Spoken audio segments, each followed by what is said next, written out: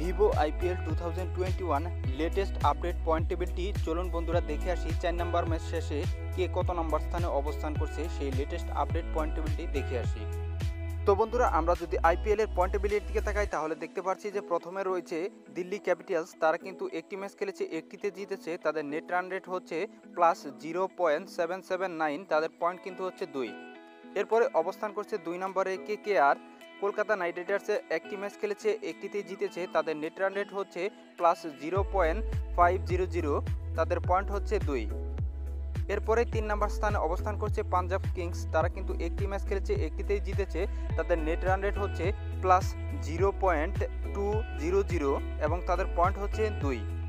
এরপরে 4 নম্বর স্থানে অবস্থান করছে রয়্যাল চ্যালেঞ্জার্স ব্যাঙ্গালোরও। তারা কিন্তু একটি ম্যাচ খেলেছে, একটিতেই জিতেছে। তাদের নেট রান রেট হচ্ছে +0.050, তাদের পয়েন্ট হচ্ছে 2।